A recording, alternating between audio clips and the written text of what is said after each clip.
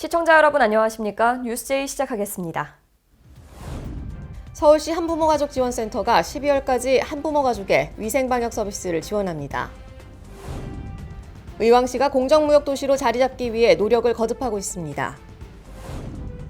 대전시가 지역 대학생의 한국장학재단 학자금 대출이자 전액을 지원합니다. 집중호우로 큰 피해를 본 충청북도가 6,985억 원의 복구비를 확보했습니다. 포항시가 카드형 지역화폐인 포항사랑카드를 도입했습니다. 수도권 소식입니다. 서울시 한부모가족지원센터가 12월까지 한부모가족의 위생 방역 서비스를 지원합니다. 코로나19로 생계와 돌봄에 어려움이 있는 한부모가족이 지원 대상인데요. 가사 및 위생 방역 서비스를 제공함으로써 가족 간 돌봄 시간을 확보할 수 있도록 도울 예정입니다. 서울시 한부모가족지원센터가 한부모가족 위생 방역 서비스를 지원합니다. 서울시 거주, 기준 중위소득 120% 이하 한부모 가족이 대상입니다. 청소, 설거지 및 위생 방역 서비스, 가구당 한 세트의 방역 꾸러미를 무료로 제공하며 위생 방역 서비스는 월 1회, 총 4회 제공합니다. 제출 서류를 서울시 한부모가족지원센터 메일 또는 팩스로 신청할 수 있으며 예산 소진 시까지 신청 가능합니다. 강북구가 공동주택 옥상에 텃밭을 설치할 경우 퇴비와 씨앗의 구매 비용 80%를 무상 지원합니다. 텃밭 조성에 따른 본인 부담금은 20%로 구입 희망자는 구청 일자리 경제과로 신청하면 됩니다. 강북구가 2016년 이후 건축 허가를 받은 지역 내 공동주택을 대상으로 옥상 텃밭 조성 비용을 지원합니다. 지원되는 품목은 달개 배설물로 만든 개분 퇴비 20kg 한 포와 무, 배추, 달랑무, 시금치 등으로 구성된 씨앗 4종류입니다. 이에 따라 시중가의 80%가량을 절약할 수 있게 돼 구매 비용의 20%인 퇴비 1,600원, 씨앗 각 400원만 본인이 부담하면 됩니다. 해당 품목은 책정된 예산이 모두 소진되기 전까지 구청 일자리 경제과로 신청하면 되고 구입 수량이 많을 경우 무료 배송도 가능합니다.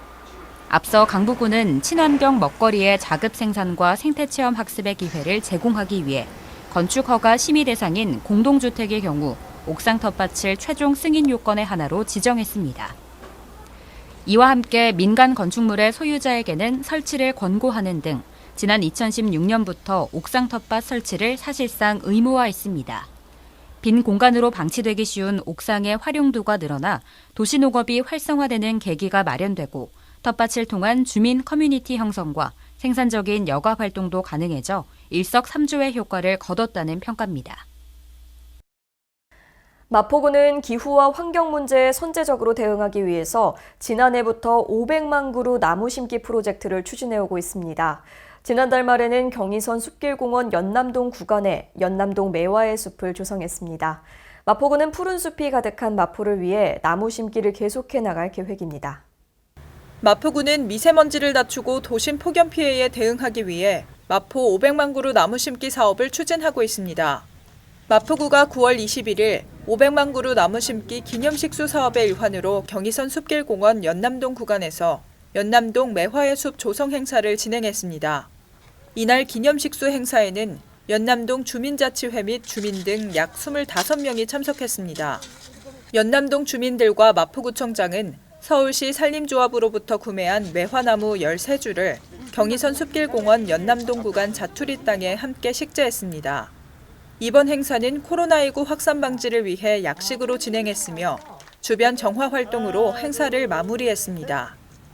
마포구가 상암동 성암로 일대의 도로 표지를 도로명 안내 표지 방식으로 정비했습니다.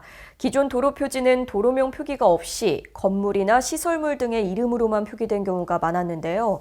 이 사업으로 도로명 주소 안내책의 정착에 도움이 될 전망입니다.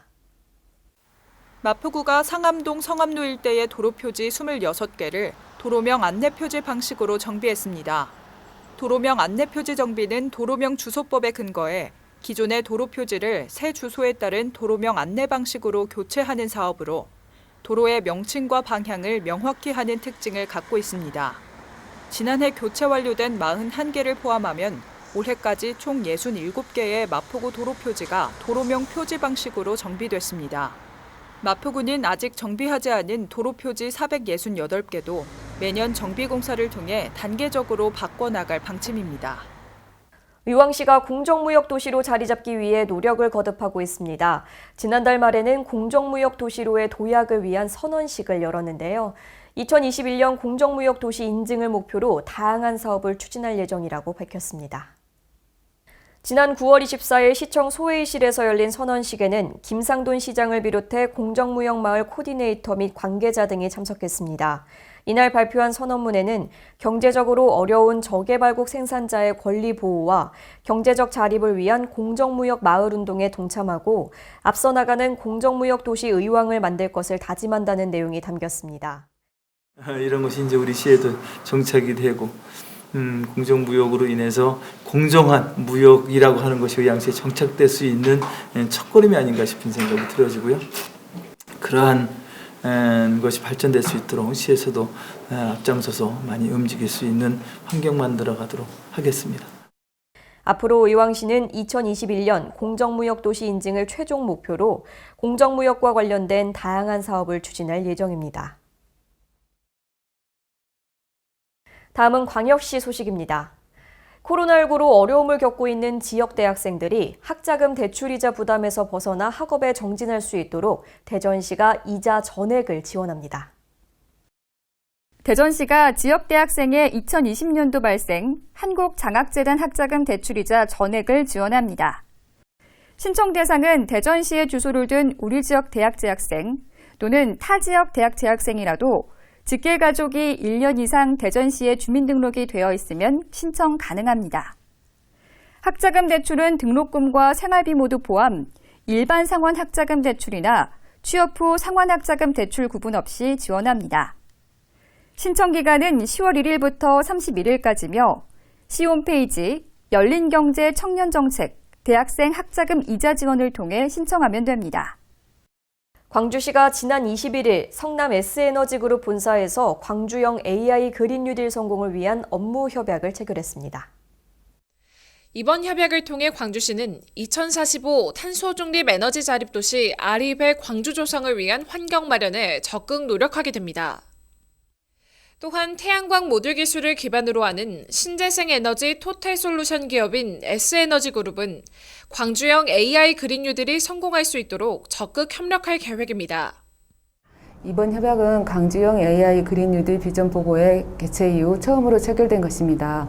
이로 인해서 2045 탄소 중립 에너지 자립 도시 알립의 광주 실현을 앞당길 수 있을 것으로 기대하고 있습니다. 주요 협약 내용에는 에너지 자립도시 광주 조성을 위한 사업 참여, 시민 참여형 펀드 참여, 고용 창출을 통한 지역사회 공헌 등이 포함되어 있습니다. 이어서 강원도 소식입니다.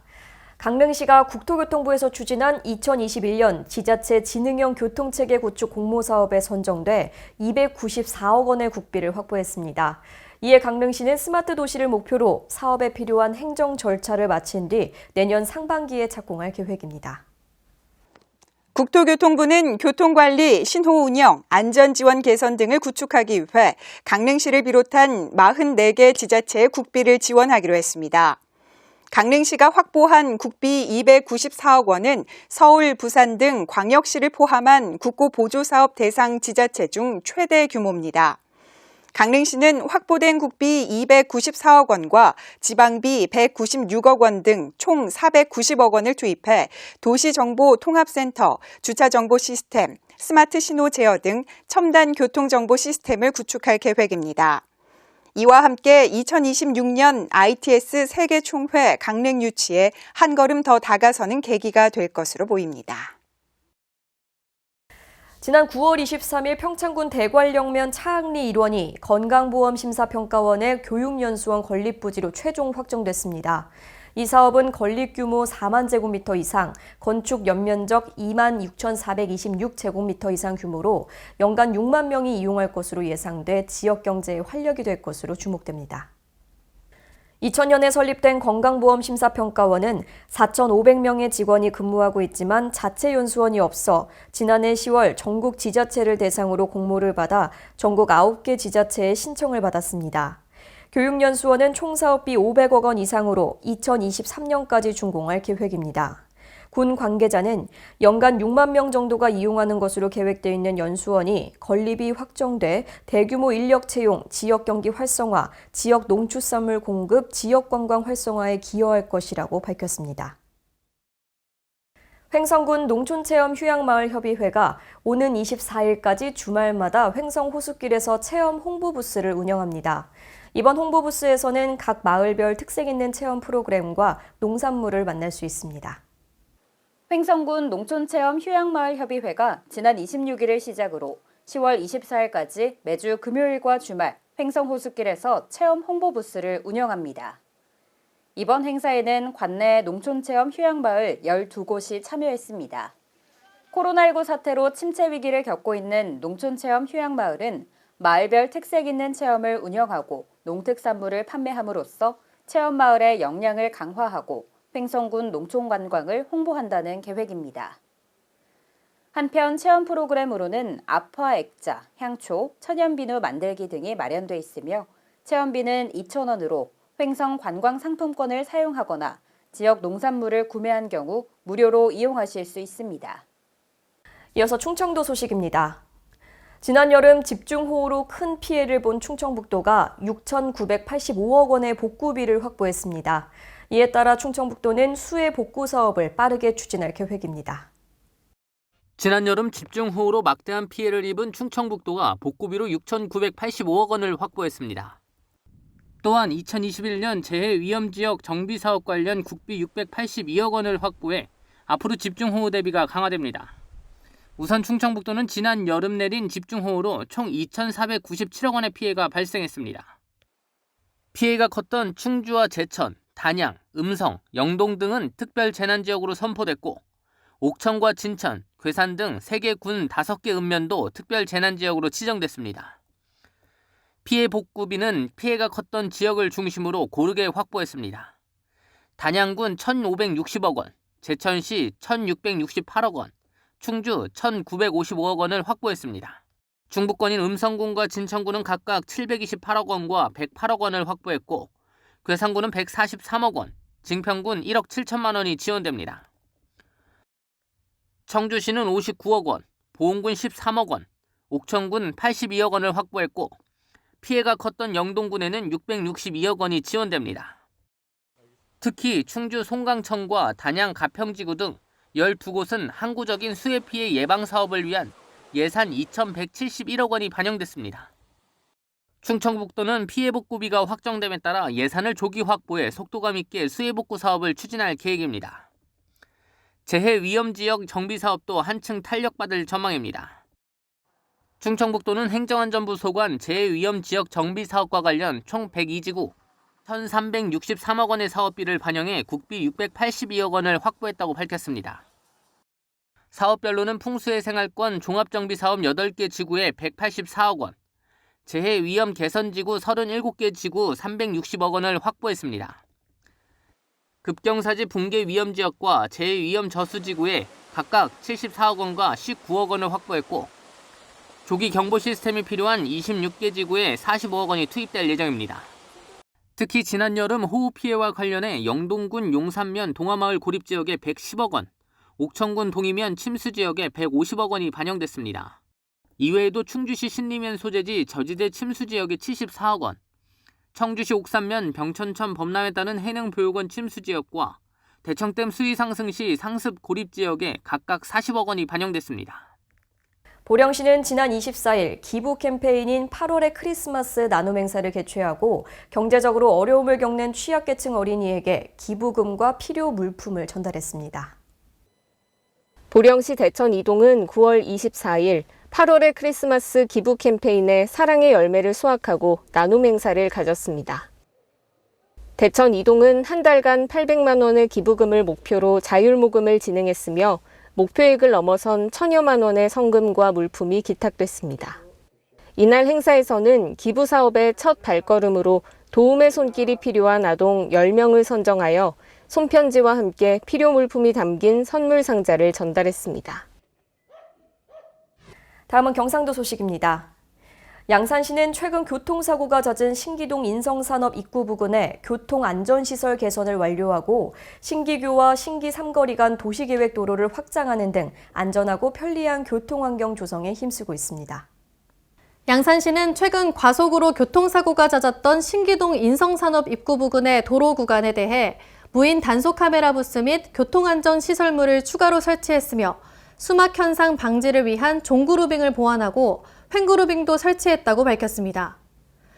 아울러 북부동과 명국동, 신기동 일대 교통체증 해소를 위해 2011년부터 도로 확장 공사를 단계적으로 시행해온 양산시는 나머지 신기교에서 신기 삼거리 간 0.76km의 구간 확장을 완료해 이달 중순 개통되면서 교통난 해소에 큰 도움을 줄 것으로 기대하고 있습니다.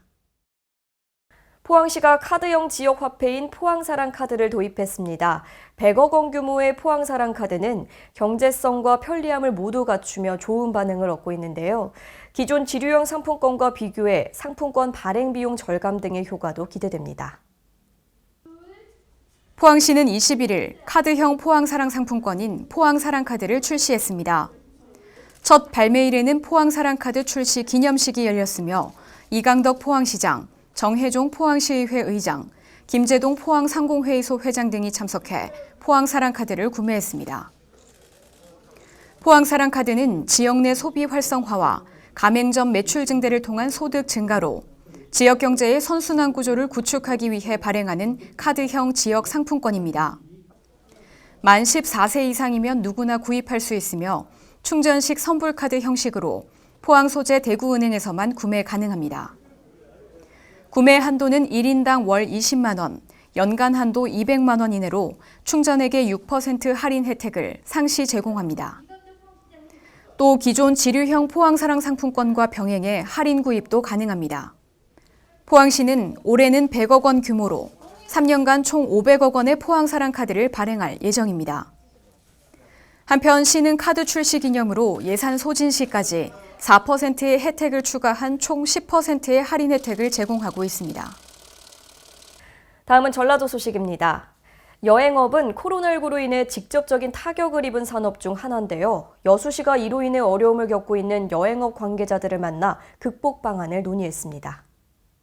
이날 좌담에서 권오봉 여수시장은 지역 여행사를 대표해 참석한 지역 여행업 관계자들의 코로나19로 인한 어려움을 듣고 건의와 제안 사항에 대해 답변했습니다.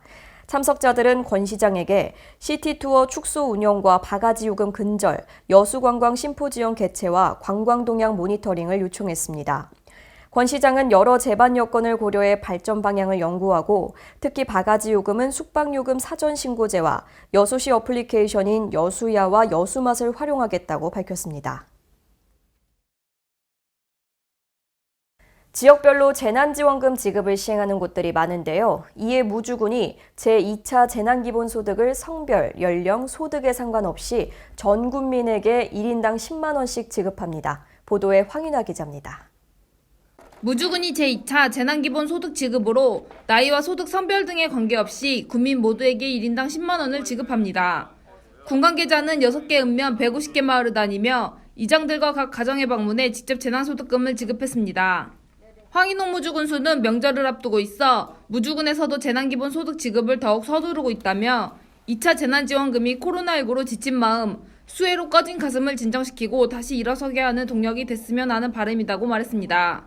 이어 24억여 원에 달하는 재원은 제24회 무주반딧불 축제 취소 경비를 비롯해 공무원 여비와 사무관리비 등 행정 전 분야에 걸친 세출 구조 조정을 통해 마련됐다고 설명했습니다. 지금까지 전북에서 황인아였습니다.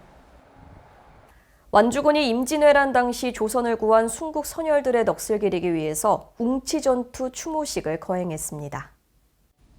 완주군이 임진왜란 당시 풍전등화의 조선을 구하고 장렬하게 산화한 선현들을 추모하기 위한 웅치전투 추모식을 웅치전적비에서 거행했습니다.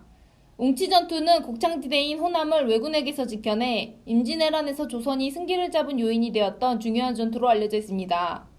완주군 관계자는 올해는 웅치전투에 관한 기록을 객관적으로 입증할 큰 성과가 있어 추모식의 의미가 더욱 크다고 말했습니다. 군은 소양 신천리 일대에 대한 토양 분석을 통해 웅치전투 당시 전사한 조선군의 모덤을 확인해 완주군 소양면이 운치전투의 격전지임을 증명한 바 있습니다. 박성일 완주군소는 임진왜란 당시 조국을 지키기 위해 목숨을 바친 선현들 덕분에 오늘날 우리 일상과 대한민국이 유지될 수 있었다며 웅치전투의 역사적 가치를 살리고 호국완주의 역사를 바로 세우기 위한 노력을 지속하겠다고 밝혔습니다. 지금까지 전북에서 황인했습니다. 무주군에 위치한 고창마을과 지일마을은 산림과 연결된 자연환경이 유명한데요. 산림청이 두 마을을 산불 없는 녹색마을로 선정했습니다. 황인아 기자가 전해드립니다. 무주군 무풍면 지일마을과 분안면 고창마을이 산림청으로부터 소각산불 없는 녹색마을로 선정됐습니다. 황인홍 무주군소를 비롯해 성상용 무주국유림 관리소장, 마을이장, 주민들은 협판식을 갖고 소각산불 없는 녹색마을을 유지하고 청정한 이마를 보존할 것을 다짐했습니다. 분안면 고창마을과 지일마을은 각각 지장산과 대덕산으로 연결되어 산림과 연결된 자연환경이 펼쳐져 있습니다. 황인홍 군소는 아름다운 자연환경을 후손들에게 원형 그대로 물려줄 수 있도록 산불 예방에 최선을 다해줄 것을 당부했습니다. 지금까지 전북에서 황인아였습니다.